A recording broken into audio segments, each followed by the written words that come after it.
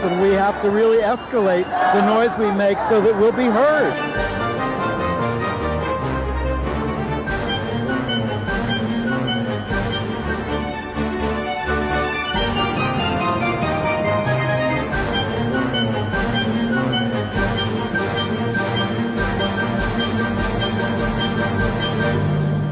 Welcome to Gay USA. I'm Andy Humm. I'm Ann Northrup. And we are in a state of uncertainty after the landmark Masterpiece Cake Shop case was heard before the Supreme Court this week. It's a mess, and you may think there's only a win or lose possibility, but in fact, it's much more complicated than that. We will attempt to explain it.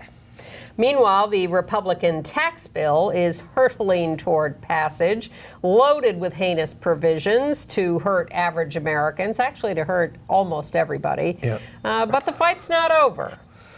Same-sex harassment scandals at the Metropolitan Opera and the Massachusetts legislature. But the good news is that New York City's City Council has banned conversion therapy for almost everybody. Unless you don't charge for it. Yeah. Austria's High Court has ordered marriage open to same-sex couples, but they've also ordered that domestic partnerships be open to different-sex couples. Yeah, they had an interesting analysis. And we mourn the death and celebrate the life of Jim Nabors, who is dead at the age of 87. But all the news this week, or most of it, is about the Supreme Court case Masterpiece Cake Shop. Now let's review, starting with the couple who innocently entered the Masterpiece Cake Shop in... We're talking about Dave Mullins and Charlie Craig, yes. who, there they are, and that's them at the Supreme Court. Now, they were getting married in Massachusetts because it wasn't legal yet in Colorado, but they wanted to have a party in Colorado, so they went to the cake shop to order a cake for their party, yes. celebrating their Massachusetts marriage. Right. And the baker, a guy named Jack Phillips of Masterpiece Cake Shop, said, you know, I'd sell you a cake off the shelf, but I don't make wedding cakes for gay weddings because I'm a religious person and I can't be a part of that. And they said that's discrimination. And here in Colorado, there is a law against discriminating against people on the basis of sexual orientation. There's Jack Phillips coming out with his wife after the Supreme Court arguments were held. Yes. And you know, very happy. At first, he cited his religious concerns, and he changed that sort of to, well, this is my First Amendment right. I don't have to create anything that goes against, I don't have to say anything with my art that I don't want to say. Because there is a freedom of expression clause in the First Amendment that allows me to decide how I'm going to express myself. So the gay couple went to the Colorado Civil Rights Commission and lodged a complaint against this guy and said he is violating Colorado's law against discrimination on the basis of sexual orientation. And the Colorado Civil Rights Commission said, you're absolutely right, this is a violation. He's not, you know, all this stuff about religion and expression is nonsense. The important thing here is you walked in as a same-sex couple. He refused to accommodate you. He is a public business, a public accommodation. He must serve everybody equally and certainly not discriminate on the basis of sexual orientation. You win. And again, the baker was not being asked he was being asked to make a cake. He was not being asked to write a message on the cake saying, I love same-sex marriage. He can continue to oppose same-sex marriage, as he does. As one of the lawyers for our side, David Cole from the ACLU, said, when a baker writes happy birthday on a birthday cake, he's not wishing you a happy birthday. He's just writing happy birthday on a cake. You know, so look. There are some gray areas when it comes to expression. We'll get to those. But all right. So first we win, the gay couple wins at the Civil Rights Commission. And then the baker and his Alliance Defending Freedom team. A right-wing anti-gay group. go to the courts in Colorado and protest this and appeal it. And the courts agree with the gay couple and say, nope, he is discriminating on the basis of sexual orientation. He refused service to you because you are a same-sex couple. That's illegal. You win. And this is long settled law because it came up with when the Civil Rights Act was passed, and there were people who said, for religious reasons, I don't want to serve black people, or I don't want to, serve black or interracial couples or whatever. And the Supreme Court of the United States said, no, you can't do that. You cannot be a public accommodation, be a licensed business, and discriminate against people. You can be a religious organization and maybe get away with that in some cases. Obviously, the Catholic Church is not bound by the civil rights laws to the point where they have to ordain women, although they should. But then it's not covered under the civil law. Exactly. So the ADF and the Baker were not giving up. They appealed this to the Supreme Court. They said, no, we're not going to be forced to serve those dirty gay people. We're going to assert our right to make our own decisions on the grounds of our religious feelings and our right to freedom of expression. And in the meantime, Jack Phillips, the baker, said, well, I just won't make wedding cakes then. And he's waiting for the opportunity to make wedding cakes just for heterosexual couples. He's not specifying what kind of couples, but he just wants to be able to invoke his religion at every turn, which is what the religious right wants on everything. So this week, not just for gays, everything. The latest showdown, oral arguments at the Supreme Court between representatives of the gay couple on one side and the Baker on the other side. Now, 4 of the justices, Alito, Thomas, Roberts, and Gorsuch, were appallingly, with the Baker on this. I mean, they were saying, really extraneous things. Alito was saying, well, you being forced to write something. No, he's not being forced to write something. It's how he's making roses on a cake, okay? That's what he does for everybody.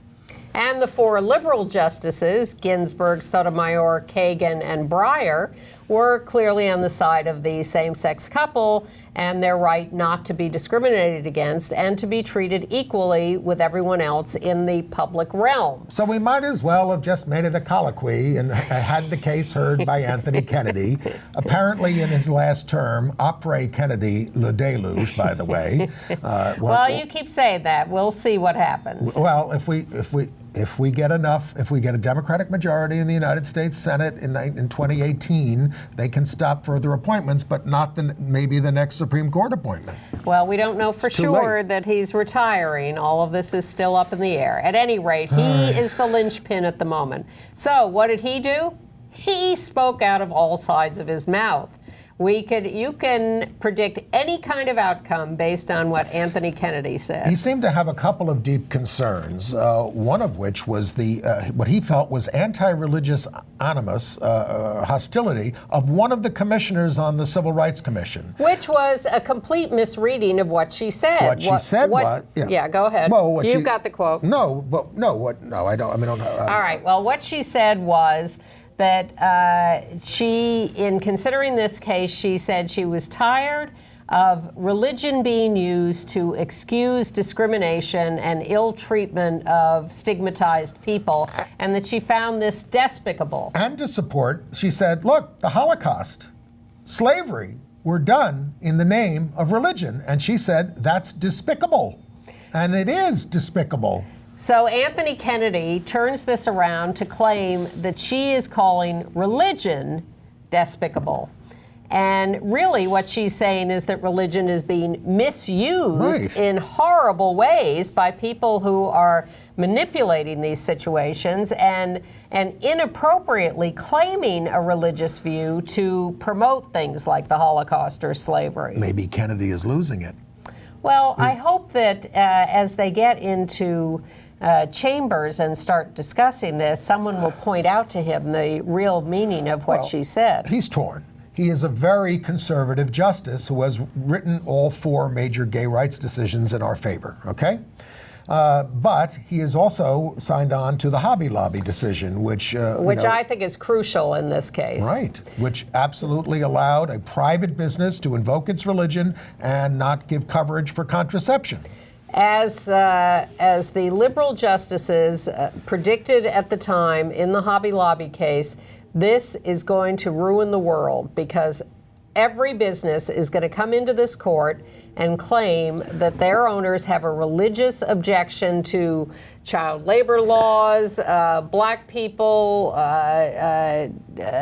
pension benefits, whatever, across the board. And it's going to wipe out civil rights laws, it's going to wipe out labor protections, it's going to wipe out everything if we give primacy to purported religious objections to all these things. And don't forget, so far, the Supreme Court has not sort of granted a judicial LGBT rights law for the country yet, right. Which they could have. And look, most conservatives, and especially libertarians, are against civil rights laws. Their attitude is this, and Kennedy brought it up in arguments. He said, there are other shops you could have gone to. I mean, maybe there are, maybe there aren't, but yes, I mean, you shouldn't have to. Yeah. And many places, there's a sole service provider in an area, Look, etc. you could be humiliated in one place, you could be humiliated in the second place or the third place, but surely down the road you can find one place that won't humiliate you. And again, the libertarian view is if a business discriminates against black people or women, and you don't like that, you tell everybody about it, you boycott it, and you go somewhere else. They're a private business, they can do what they want. And if they are doing things that the community doesn't want, they will be punished financially, and then that will give them the option of deciding to change their ways. And some of that does happen. Look, in Mississippi, where they have a law where they don't have protections for gay rights to begin with, and they passed a law saying you may use your religious objection anytime, they went around to the businesses and said, you want to keep gays out? And they said, vast majority, I think everybody was asked the question, said, no, we don't want to keep them out, we want their money. Yeah, but here's a business that does want to, or as Jack Phillips said, I serve gay people all the time. I'll be happy to sell you anything except a wedding cake. But Kennedy asked the Solicitor General of the United States, representing our government now under the Trump administration. Which has switched sides in this case. His name is Francisco, his last name. Can the bakery put up a sign that says, no wedding cakes for gay couples? And he said it could say yes, and it could, as long as it said no custom cakes. And then Sarah Huckabee Sanders was asked at the White House press briefing shortly after these arguments, does the president agree, since his Solicitor General said this, that businesses should be allowed to post signs saying no custom wedding cakes for gay people? And Sarah Huckabee Sanders said, yes. She did, rather directly about that. Unbelievable. Now, Kennedy actually, in response to that, said, well, that's an affront to the gay community. Oh, really? How about refusing to make them the cake in the first place? Is that an affront to the gay community? And he said that businesses could start picking customers based on identity. Yes. Yes. All right, so he is both offended by discrimination against us and offended by what he perceives as an expression of discrimination against religion. So they may end up giving him the case to write, and he'll have to come up with his cockamamie, vision of whatever it is to try to split the, baby here. Well, when they give him the case to write, he usually decides for us. Here are the possibilities. One, he could side with the conservatives and decide for the bakers' right to discriminate on the basis of purported religious principles, and we would lose. With some tortured struggle to limit the scope of the decision, they keep saying. Good luck with that. Yes, because you're opening a Pandora's box as here. you did with Hobby Lobby. Right. Or he could decide to, torture himself into overlooking what he thinks is the religious discrimination in the Civil Rights Commissioner's statement and decide with the liberals, in which case we would win. Or he could decide to try to cure the Civil Rights Commissioner's statement to make himself sleep better at night, even though he has misinterpreted her statement, and remand the case to the Civil Rights Commission or to the Colorado courts for a rehearing of this case in an attempt to clarify these issues. So, the other jurists, and I hope everybody was listening, I mean, at least on the court, we're asking things like, what is speech and what's not? Baking a cake, fixing a meal. The lawyer for the other side, oh, not fixing the meal. I mean, now, I've been to a lot of restaurants where there's a lot of artistry on the plate, a lot more than is on the cake. Well, you go to expensive restaurants. No, I'm talking about weddings. That's free. Only when people take it. So they got into it. The Alliance Defending Freedom, lawyer, Kristen Wagner. She's an idiot. She said that a baker can refuse, but not a hairstylist at the wedding, or the makeup artist can't. That's not art either. Yeah. I just want to let you know. I mean, does this become part of the record and the record of this case? Meanwhile, of course, then she said, but a racist baker could not bow out of doing it for an interracial marriage. Well, this again is where they try to make this distinction and say, well, race is one thing, but sexual orientation, that's, they don't buy sexual orientation as a definition. They don't think it's real. I am not trying to equate the two, but I am equating discrimination. And that's one way they try to wiggle out of this. Well, and when Jack Phillips, lawyer, says, he's perfectly willing to sell them an off-the-shelf cake. And Kennedy said, that's not expression. Cake? He made that cake too. Yeah, exactly. What the? Yeah, that was a new wrinkle that I hadn't heard before. Meanwhile, of course, this is the court that just upheld Trump's discrimination against Muslims from certain countries by upholding the travel ban. Yeah, where's the respect for religion? Oh, Yeah. I'm sorry, it's only Christian fundamentalism. So we don't know where this is going to end up. It's a great mystery, and everybody is shaking their head. And they don't have to, they don't ever have to issue the decision, but usually they don't. They save the big ones until June of 2018. But one of the most despicable asterisks on this was a column in the New York Times on the op-ed page by their conservative columnist David Brooks, A big supporter of same-sex marriage. who I've often described as a moron. I once asked the editor of that page, I don't care if you hire conservatives. I liked reading William Safire, but did you have to hire an idiot? William Safire was pretty anti-gay. He was at least intelligent. He was. David Brooks wrote a column this week on the morning of the oral arguments in the Masterpiece Cake Shop case saying, why did they have to go to court? If they had just sat down with Jack Phillips, invited him to dinner, had a conversation with him, I'm sure that, they could have worked this out. Didn't you watch the tape of Dan Savage having Brian Brown of the National Organization for Marriage over to dinner? It didn't change anything. There is a demonstration at the Supreme Court. For us, that Bible is on our side, and the sign that the Bible is holding says, "Use me not for your bigotry." Right. So that was nice. And then there were, of course, the counter demonstrators for the baker. Free the cake baker! They're all wearing aprons. He's not in jail.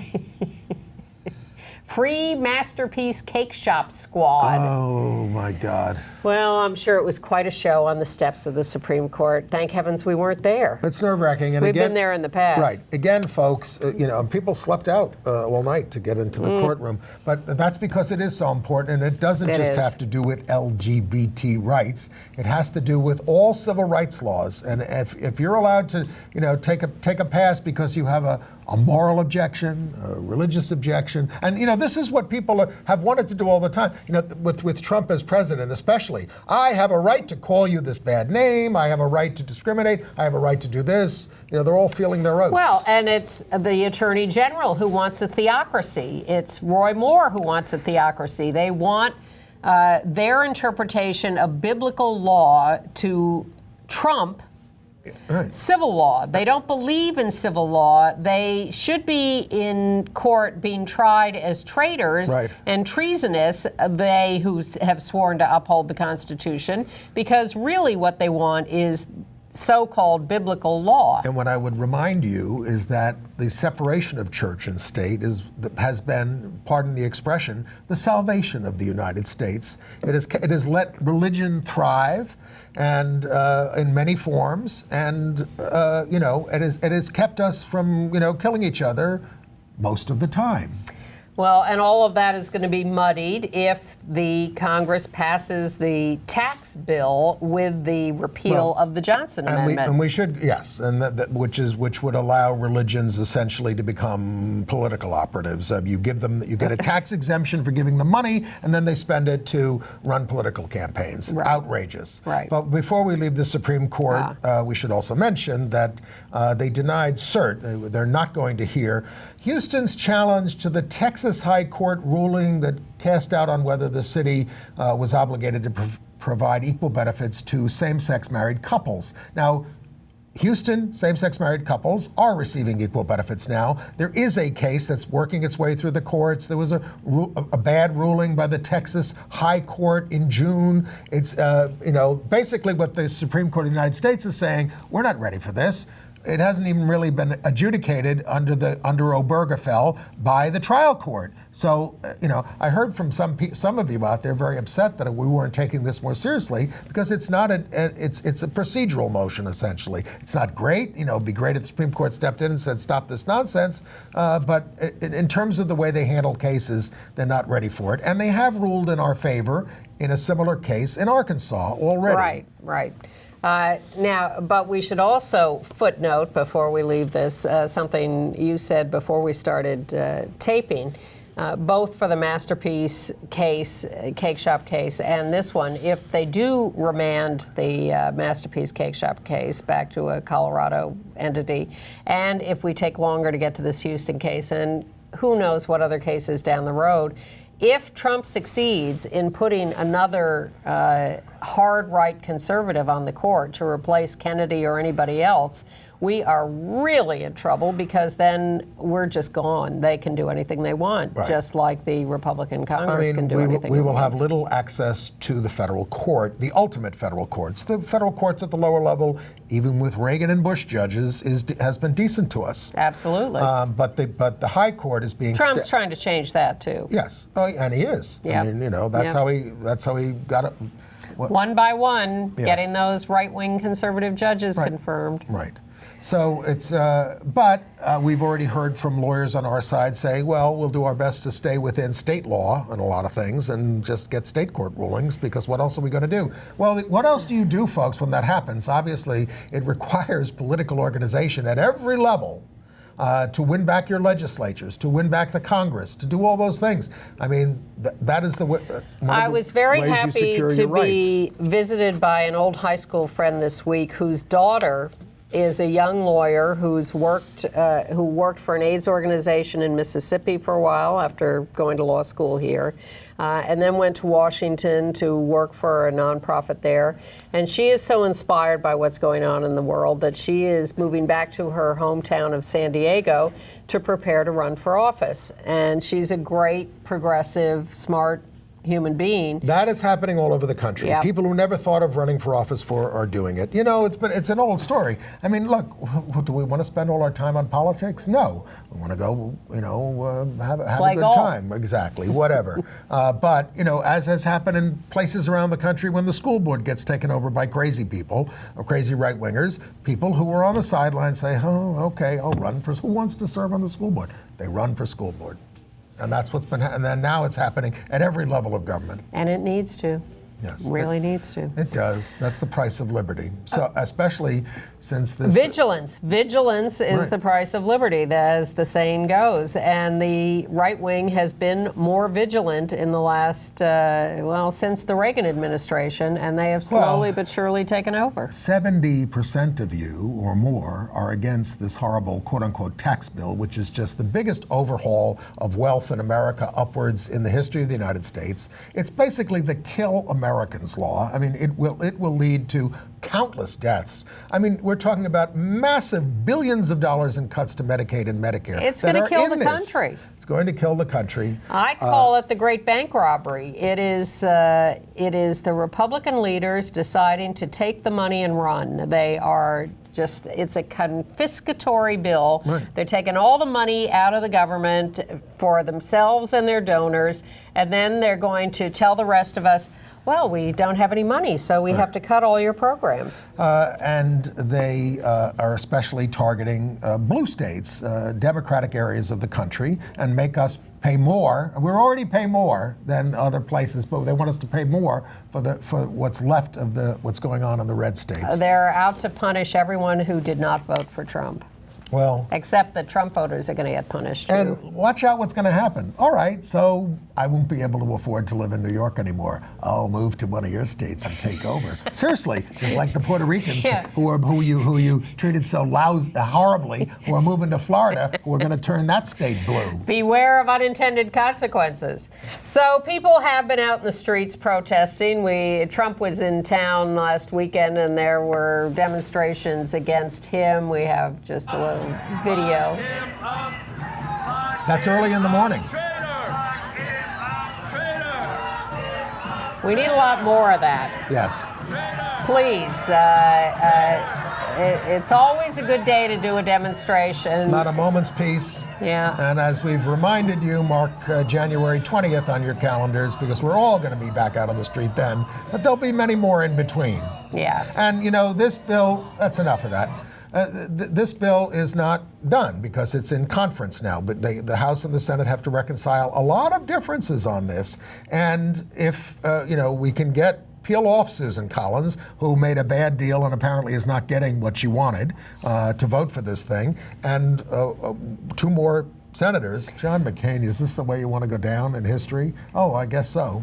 Well, Corker already voted against it, so if we can hold on to him and get two more, we can win it, but it's not looking good. I mean, it's not just a tax bill. That's why I don't even want to call it that. But it classifies life as beginning at conception for certain purposes. It's a tax increase for 87 million families. Homeowners are screwed. But I read the list of the cuts that are going to be in various departments and what they're cutting. I mean, you can read this online. 300 people stormed the Cannon office building, by the way, saying, "Kill this bill, don't kill us." But it's cutting things like training for nurses, low-income energy assistance, flood hazard mapping. I mean, these are vast cuts. $4 billion cut from housing and urban development. So what are you just going to throw people out in the street? Yes. Cuts to the churches will take care of it. Cuts to minority businesses. We'll all be living in churches. And big cuts, of course, to the National Endowment for the Arts, the Endowment for the Humanities, the Corporation for Public Broadcasting, environmental protection, $500 million cut. We might as well not give them any money. They don't do anything anymore. And USAID. This is international development that we've been doing. Now it's $4.5 billion basically, or $5 billion that spread around the world, which is America's effort to try to be a player in keeping the world a safer place, on the ground, and soft diplomacy. Oh, but hard diplomacy is being cut too. The State Department by $4 billion. I mean, folks.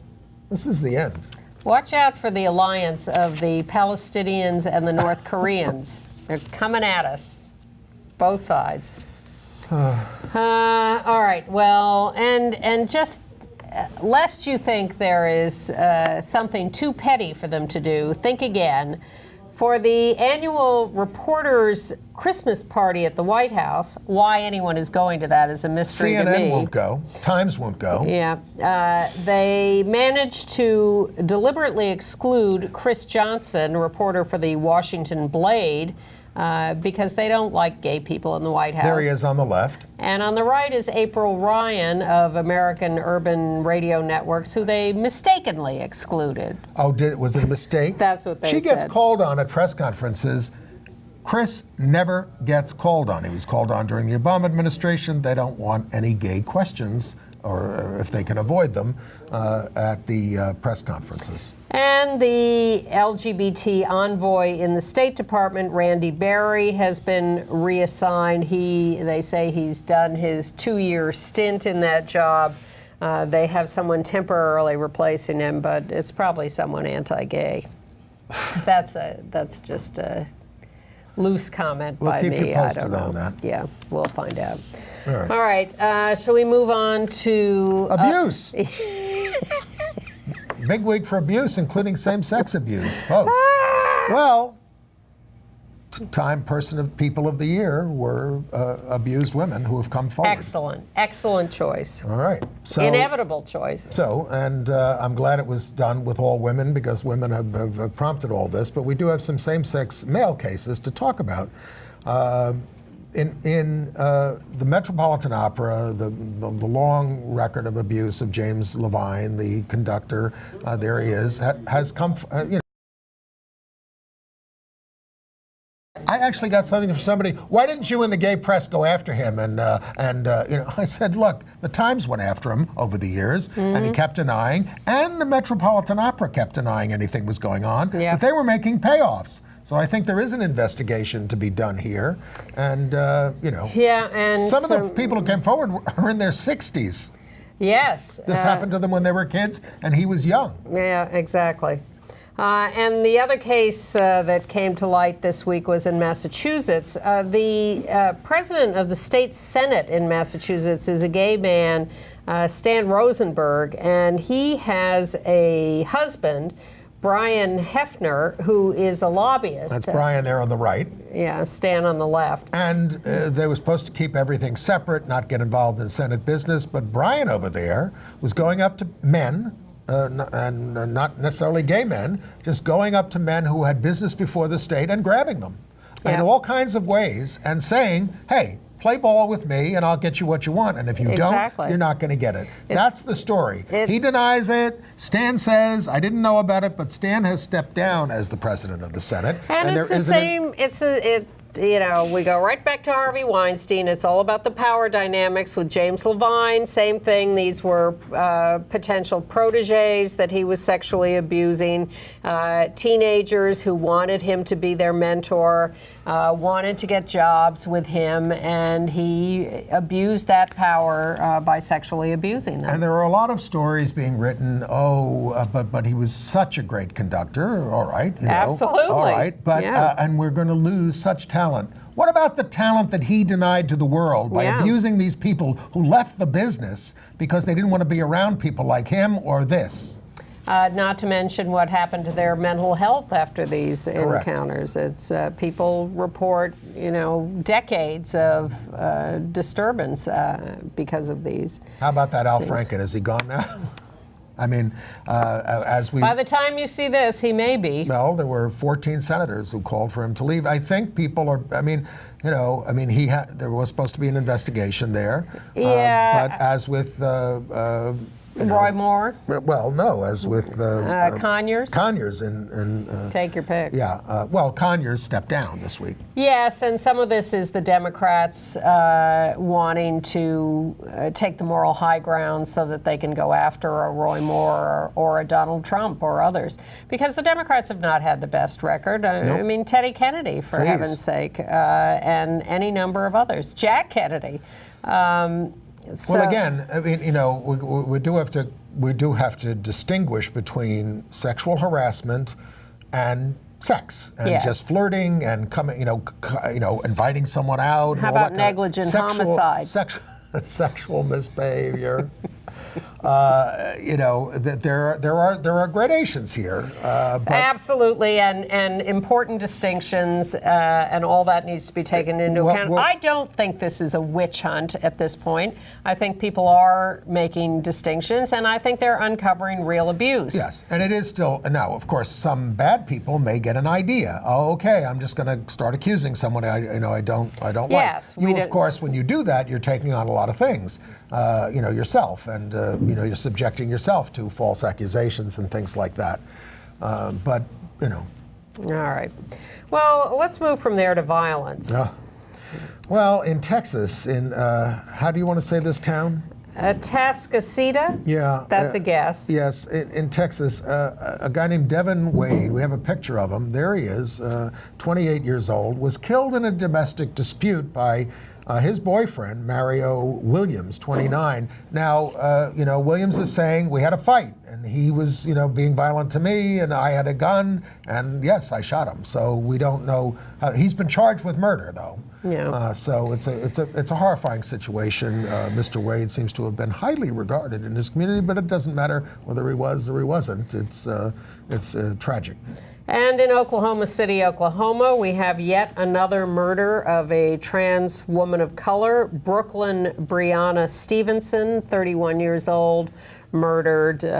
Details unclear. What are they saying this is, the 37th?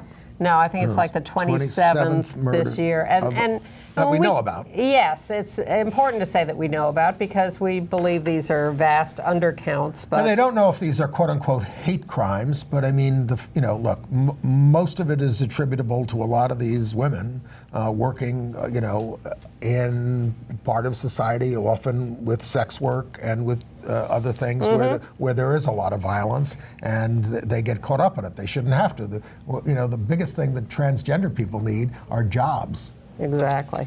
And education and respect.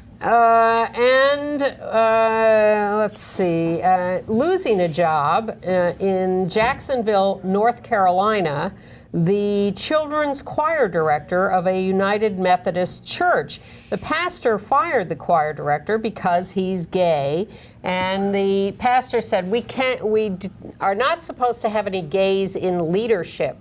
Well, in fact, the rules of the United Methodist Church are heinous enough, but they just say no gays as clergy. There is no rule in the church about choir directors. Nonetheless, this guy has been fired. Even though gay teachers, for instance, in New York have been protected long before we even had a gay rights bill, there were policies against discrimination. Very few teachers came out because of the difficulties of dealing with young people, of what people would say about you dealing with young people. Look, we worked at the Hedrick Martin Institute. Took a long time for this community to support its own youth. Also in North Carolina, in Rowan County, the holiday caravan parade threw out of the parade a pharmacy float because the pharmacy had invited PFLAG to be part of the float. Oh no, we can't have that. No parents, friends, and family of lesbians and gays, or LGBT, I'm sure they're now renamed. So no pharmacy float in the holiday caravan parade. So Lexington, Kentucky has some rainbow crosswalks, okay? They also have an openly gay mayor, Jim Gray, is an out gay guy. He ran for governor, didn't he? Yeah. Anyway, a federal official is complaining to them that this is unsafe. This is from the a federal highway administration official said this is not standard and da-da-da-da. And the mayor said, we'll keep an eye on it. We'll let you know. We have a problem. All right, let's, as we begin to, well, whatever. I want to do a lighter political story from Pennsylvania. Okay. A state representative, Daryl Metcalf, a Republican with a long history of racism and homophobia, was at a little meeting, and he objected to the actions of his Democratic colleague, Matt Bradford. Let's go to the videotape. There is a better way to do this, guys. We don't have to proceed on this one. I hear you. I understand there's some hard feelings with PennDOT. Representative Bradford, Yes. just look, I'm a heterosexual. I have a wife. I love my wife. I don't like men, as you might, but don't stop touching me all the time. So like, keep your hands to yourself. Like if you want to touch somebody, you have people on your side of the aisle that might like it. I don't. Okay, Chairman. Chair. Okay, we're officially off the rails. So let me throw out a simple idea. My intent was just to beg for your permission for about 30 seconds. Then beg, don't touch. I don't know where we go from here, really. Let me make a suggestion that we do He reminds me of Carl Palladino in New York, a right-wing bigot who ran for governor. Just a little, comic relief for your evening after the tragedies we've told you about for the first 45 minutes. Now, Joy Reid thought she was being funny in 2007 when she worked in Miami and talk radio and for the Miami Herald, and she took to calling Charlie Crist Miss Charlie and playing on the fact that he was closeted. And so all this has been brought to light by Fox. So she apologized, and Charlie accepted, and he's still homosexual. Yeah, I don't know why she had to apologize to him. Well, I mean, we certainly talked about it. Saying Miss Charlie, I don't like the misogyny level of that or that kind of stuff. Whatever. But so she apologized. He accepted. Okay. Water under the bridge. Get over it. Congratulations to the New York City Council, which passed a law forbidding conversion therapy for not only minors, as some jurisdictions have done, but adults too, unless you don't pay for it. If if you're a religious organization offering it for free, then you can offer conversion therapy. The only people to vote against it were a couple of Orthodox Jews on the city council who historically have wanted to offer conversion therapy. But there's also something I heard about. I'll give you more details next week. There's a conference coming up of an Orthodox organization that helps LGBTQ teens. Yes, they had a concert of some kind. They're having something on December 15th. I'll tell you about it next week when I have the details. Also in New York City, the Ali Forney Center dedicated its B. Arthur residence for 18 homeless LGBTQ youth. She left them like $300,000 when she died. Yep. B. Arthur. The mayor was there, and she was a dedicated supporter Friend of the community. She was. That's all we know. In Texas, the longtime out lesbian sheriff of Dallas, Lupe Valdez, is considering running for governor against Greg Abbott. Fat chance is what most people say, Well, but Texas is a-changing. yes, it is. People from Puerto Rico are moving there.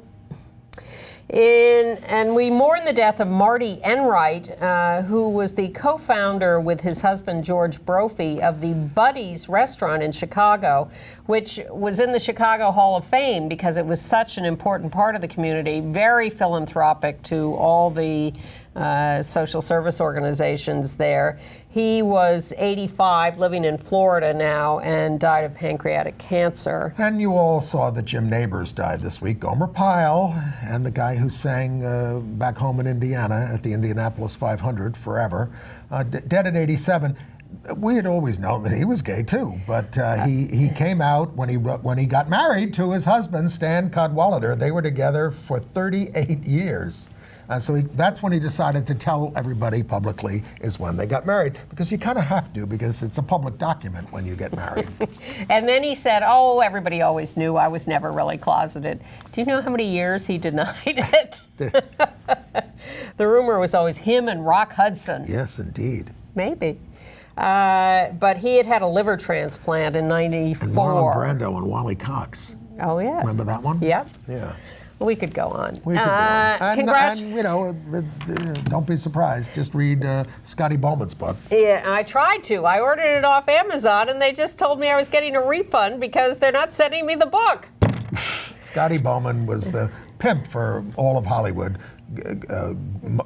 gay, lesbian, etc. It's a great story. And there's a movie coming out about it, or it's out about it. It's been at the film festival. Portland, Maine School Board has adopted pro-trans guidelines, protections, and training for the staff. Yep. And if you don't know whether you're registered to vote or you want to register to vote or whatever, there's a website called iwillvote.com that you can put in your name and address, and they'll tell you whether you are registered to vote, where you're registered to vote, how to register to vote, all of that. iwillvote.com. Okay. International news. Now we really do have to move along. Well, the big news is that Austria's constitutional court ruled that gay couples can marry and domestic partnerships must be open to different sex couples. This is supposed to go into effect, I'm a little confused by the stories, January 1st, 2019? Yes. By then. They can do it earlier through legislation. Yes. And they had a very interesting analysis. What they said was, we have registered partnerships for same-sex couples, but the problem with that is that if you fill out some form that says you're in a registered partnership, you are automatically outing yourself because that's only for same-sex couples. Oh. So if we open marriage to same-sex couples and registered partnerships to opposite-sex couples, then everybody's in the mix and you can be anything and you don't necessarily have to out yourself if you don't want to, just by announcing you're married or in a registered partnership. Okay. The United Nations has a new expert on sexual orientation, gender identity issues, Victor Madrigal Borlas of Costa Rica, who lives in Copenhagen. He's an international human rights lawyer, has represented victims of torture. Yes, an expert on torture, which is very interesting because what this job is supposed to be, the guy who first had it resign for family health reasons or something. And speaking of torture, that's what's happening in Chechnya to gay people. Oh, wait a second. I haven't finished my sentence. About UN. I'm sorry. I thought we had to rush through this. Go ahead. I was in the middle of a sentence. Sorry. It's important that he's an expert on torture because the job involves advising on violence and discrimination against LGBT people around the world. So torture is a very important concept to bring into this. Yes. And that's all. And that's why I was bringing up Chechnya. And the new Russian ambassador, Anatoly Antonov, was in San Francisco speaking at the consulate there. And Michael Petrelis took it upon himself alone to get out there and and protest and say, stop killing Chechen gays. And you know, this whole big audience of 250, 300 people, they just sit there like staring into space instead of saying, yeah, stop this. Why don't you stop this? In Australia, they are continuing to move ahead on full legalization of same-sex marriage. However, the Prime Minister, Malcolm Turnbull, now says he wants a few more amendments in the bill to reinforce religious exemptions. He doesn't really want it's nothing new. It's what we already know. It's what's already in the law. He just wants to make it clear that there are certain limited exemptions. Well, did the Senate bill include this thing that if you're an officiant at marriages, you don't have to do it if you object? Yes. Oh, that's bad. Yes, but it's considered a limited problem. Also, it's a slippery slope. That's what I say. Also in Australia, they have finally reclassified the death of a Sydney gay man in 1988. They're going to reinvestigate it. This is the thing of the guys who were thrown off the cliffs, and they were all classified as suicides originally, and then they found that there were gangs of young men who were tossing gay men off the cliff. It was a cruising area at the top of the cliff, so anti-gay people would go there, grab the men, and just throw them off the cliff, and then they were classified as suicides. It's horrendous. It was a big documentary about it. And now the cops are getting more into reinvestigating that. In Tanzania, a woman was arrested for being in a video where she just kissed her girlfriend. At a party. And in Uzbekistan, a gay male couple have been arrested and examined anally for their sex habits. Homosexuality is illegal in Uzbekistan, and they are headed for jail. And our new UN expert from Costa Rica should go back there because thousands are marching against same-sex marriage and abortion. And Costa Rica is a pretty liberal place. In Turkey, a constitutional court has overturned the law that required trans people to prove they can't procreate by having had sterilization procedures. In Hungary, a rights commissioner there has ruled that the government's refusal to grant same-sex couples an adoption is unlawful. Hungary! And a couple of 16-year-old boys in London were arrested after gay bashing a 19-year-old man on the subway. He was with a group of friends. The friends ended up attacking the 16-year-olds, and the 16-year-olds ended up getting arrested. And a Bulgarian woman who's in a same-sex marriage that she had in the United Kingdom is suing, and she's got her hearing this week on whether Bulgaria will recognize that. AIDS news. Well, it was World AIDS Day last week, and the White House, much to our amazement, actually issued a World AIDS Day proclamation. And had a red ribbon on the White House. Yes, the same old big red ribbon on the White House. Amazing. But they didn't mention gay people in the proclamation. Well, at least they didn't rail against gay people in the proclamation. That's my bar now. If they don't actively criticize gay people in the proclamation, I'm happy that at least they issued a blanket proclamation condemning HIV and AIDS. And you were the World AIDS Day speaker at the LGBT at the synagogue. Yes. I was there. It was a terrific speech. Would you share a little bit of what your message was to people on World AIDS Day? Well, I was reminding people that the epidemic comes in a long line of things like the civil rights movement, the anti-Vietnam War movement, feminism, that it's all about people in power not caring about people who don't have power and being willing to let people die by attrition.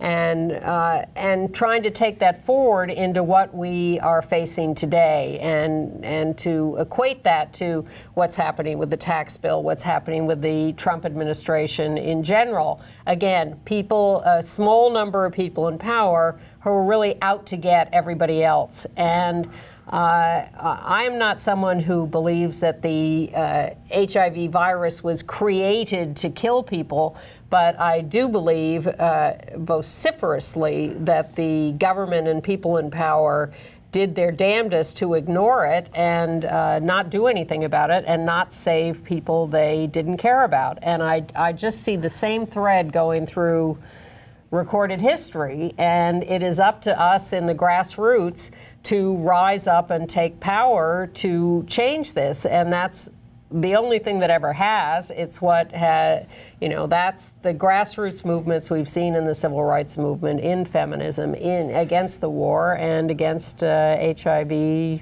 discrimination. And it can be very overwhelming listening to all this here or what you were saying, but you also encouraged us to balance our lives. Yes.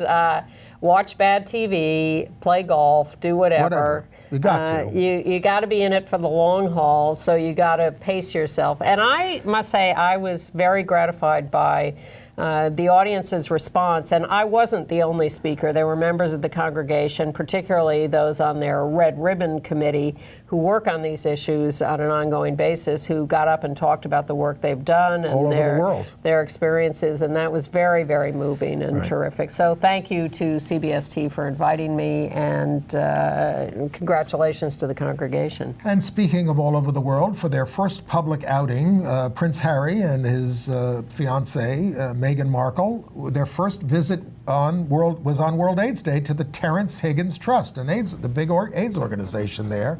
That's good, raising consciousness that way. And this week we attended one of the annual events of Broadway Cares Equity Fights AIDS, the Gypsy whom we of the adore. Year, the Gypsy of the Year competition. And this is Broadway people, off-Broadway people, and touring companies raising money. My God, they raised a tremendous amount of money. There is a picture of just the cast of Dear Evan Hansen on Broadway, who raised $5.6 million in a couple of weeks. 6 weeks. Yeah, in a couple of weeks, to do things. To contribute to Broadway Cares Equity Fights AIDS, one of our which supporters. supports not only people living with HIV and AIDS, but women's health issues, breast cancer, et cetera, and people in need all over the country. And they're just a fantastic organization. They do support us because of the AIDS reporting and work that we do. But they are they've been in it for almost 30 years. They do great work. And Javier Munoz, right, is playing Hamilton in Hamilton now, and he did the moment of silence this year. Made me cry, as it always does. Judith Light used to do it all the time, but he did it and referenced the fact that this organization saved his life. He is HIV positive himself. And the show was hilarious and beautiful. And Seth Rudetsky for the 10th year. Fantastic. He's really unbelievable. Yeah, he is so good. And great skits that were done by people, great entertainment. So the Gypsy of the Year competition comes around once a year. Check it out. And I have to add a footnote to something we reported last week. We talked, because we just heard the news, that new infections with HIV are down in New York City, particularly among men having sex with men. But what hasn't been widely reported is that infections are up among women in New York City. And you know, half the people in the world living with HIV are women. And that is just not paid enough attention to. Absolutely. All right. And the theme of the synagogue's observance this year was women in HIV, women working in HIV, women with HIV, the whole business. All right. All right, entertainment news. Well, I saw Once on This Island, a revival of it on Broadway. This is a musical about a fable in the Caribbean. The best part of it, I thought, was when they had the hurricane and this wind blew through the whole place. But the plot kind of lost me. It's about, this is a spoiler alert, it's about a pretty orphan, there she is, who grows a peasant, who falls in love with a rich man, a light-skinned man, who she saves. But to save him, she has to sort of give up her life, and he doesn't even want her because he can't marry her because of class. And you know, I won't tell you the ending, but it's like, it was very hard to root for that kind of a plot. Lea Salonga is in it, and she's kind of wasted as a goddess. But I'll tell you, got a great review in the New York Times. You might want to go by them rather than me. It's certainly a lively show. I saw a documentary that's playing now in Philadelphia and opening this week in New York and next week in LA called Quest. The documentary team followed a family in North Philadelphia for 10 years. There is an LGBT plot twist to this that I won't give away, but it's a pretty moving documentary about this family in North Philly. Quest is the name of it. Remember Snagglepuss? Sure. The pink mountain lion who used to pal around with Huckleberry Hound. Well, he's now officially gay. And he always had a lisp. And he is, as we all knew. Oh, God. And he is, in this new comic book series, he is playing a playwright in 1953, a la Tennessee Williams. Oh my God, Snagglepuss is Tennessee Williams? Pretty much. Your favorite short animated gay cartoon is on the short list for short animated film Oscar, In a Heartbeat. Oh boy. Yeah. Well, they're down to 10, but they'll wind up with 5. I saw a revival of Terrence McNally's Where Is Tommy Flowers Gone from 1971, and it has not held up, despite a game cast. Princess Sid, CYD, is getting a lot of Oscar buzz. You can now see it on video on demand or DVD, and it's still playing in L.A. Lesbian teenagers. Call Me By Your Name won the LA Critics Award for Best Picture, and Armie Hammer, who's in that, is starring with Tom Skerritt in Straight White Men. Can't wait for that. But it's the first play by an Asian woman in the history of Broadway. Okay. Well, on that note, we're done, and we will see you next week. Thanks.